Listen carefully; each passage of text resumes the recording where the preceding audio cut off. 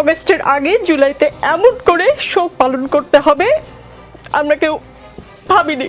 কিছুক্ষণ আগে আপনাকে একটা ঘটনার কথা বললাম, আপনি শুনেছেন। আমি আশা করি মাননীয় প্রধানমন্ত্রীকে আপনি এই ঘটনা বলবেন, কি হয়েছে একজন শিক্ষার্থীর সঙ্গে।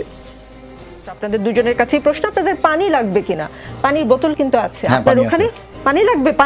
পানি আছে, হ্যাঁ, এরকম একটা বোতল আছে। মুগ্ধ আমাদের জন্য অনেকগুলো পানির বোতল রেখে গিয়েছে, সেই পানি এখানেও আছে। অগস্ট মাস আমাদের শোকের মাস।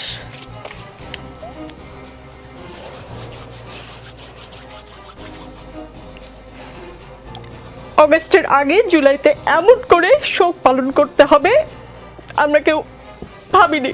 কিছুক্ষণ আগে আপনাকে একটা ঘটনার কথা বললাম, আপনি শুনেছেন। আমি আশা করি মাননীয় প্রধানমন্ত্রীকে আপনি এই ঘটনা বলবেন, কি হয়েছে একজন শিক্ষার্থীর সঙ্গে। প্লিজ দর্শক, কেউ ভাববেন না যে আমি প্ল্যান করে এসেছি, আমি কোনো ভিউ বাড়ানোর জন্য কান্নাকাটি করছি। প্লিজ কেউ ভাববেন না, আমি একজন অ্যাঙ্কর। আমার আসলে ইমোশনাল হওয়ার কথা না, আমি মূল অনুষ্ঠানে যাচ্ছি। আজ বারবার বঙ্গবন্ধুর কথা মনে পড়ছে। বঙ্গবন্ধু বলেছিলেন, আর যদি একটা গুলি চলে, আর যদি আমার লোকের উপর হত্যা করা হয়, তিনি হুঙ্কার দিয়েছিলেন পাকিস্তানি স্বৈরশাসককে। আজ বঙ্গবন্ধু থাকলে এই অবস্থা হতো? দেখুন, আপনার যেই মনের যে কষ্ট, আমার মনে একই রকম, একইভাবে আমারও অন্তরে দাহ হচ্ছে। যারা মৃত্যুর কোলে ঢলে পড়েছে, যারা হত্যাকাণ্ডের শিকার হয়েছে, তাদের জন্য আমারও কষ্ট হয়। কারণ আমি মনে করি তারা এ দেশেরই সন্তান এবং এইভাবে মৃত্যু কেউ আশা করতে পারে না এবং আমরা কেউ সেটা কোনোভাবেই সমর্থন করতে পারি না। কিন্তু যেই পরিস্থিতিতে যেই ঘটনাগুলো হঠাৎ করে ঘটে গেল, ছাত্র আন্দোলন এবং তাদের একটা দাবি, যে দাবি যৌক্তিক দাবি, এবং এই দাবিটা কিন্তু অনেক আগে 18 সালে পূরণ হয়ে গিয়েছিল। 18 সালে পূরণ হয়ে যাওয়ার পরে আপনারা জানেন কোর্টের বিষয়, হাইকোর্ট থেকে এটা অবৈধ ঘোষণা করা হলো। পরবর্তীকালে আবার ফুল বেঞ্চ আবার 1 মাস পরে দিল। এরপর আন্দোলনটা বাড়ার সময় হঠাৎ করে এগুলো যেদিন এগিয়ে নিয়ে আসা হলো, সেই 7 তারিখ থেকে এই মাসে নিয়ে আসা হলো, মানে অগাস্ট থেকে জুলাইতে নিয়ে আসা হলো, তখন এই 2-3 দিনে হঠাৎ করে দেখা গেল যে এটা ব্যাপকতা লাভ করলো।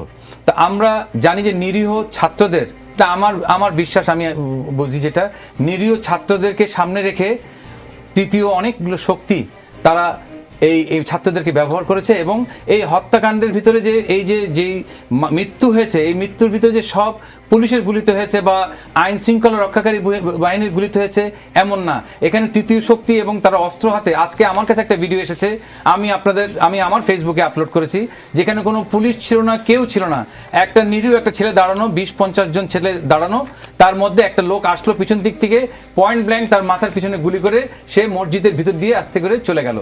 এবং আমরা যেটা দেখেছি যে অনেকগুলো সম্পদ ধ্বংস হয়েছে। অনেকে বলে যে প্রাণের মূল্য বেশি না সম্পদের মূল্য বেশি। অবশ্যই প্রাণের মূল্য বেশি। প্রাণ গেলে প্রাণ ফিরে পাবো না, সম্পদ গেলে সম্পদ ফিরে পাবো।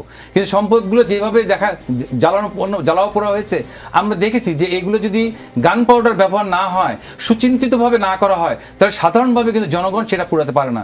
এই ধরনের পরিস্থিতির মধ্যেই কিন্তু আজকে আমরা এখানে দাঁড়িয়ে আছি। এবং এই শোকের মাসে আমি নিজেও ভাষা খুঁজে পাচ্ছি না। কিন্তু আমার কাছে একটাই মনে হচ্ছে যে ছাত্রদের যে দাবি, প্রথমে যারা যে 8 দফা দাবি হয়েছিল, আমি যেটা জানি যে আপনার ফুল বেঞ্চ থেকে যখন রায় আসলো, তারপরে কিন্তু এই 8 দফা দাবির প্রায় সব দাবি কিন্তু সরকার মেনে নিয়েছিল যে তাদের সাথে এরপরে বসবে। তারপরে মনে হলো যে সমন্বয়কদের মধ্যেই মনে হলো যে একটা বিভাজন হয়েছে। কেউ বলে 8 দফা, কে দিল আমাদের 9 দফা। এখনো যদি আমি মনে করি, দেশটা তো আমাদের সবার। এই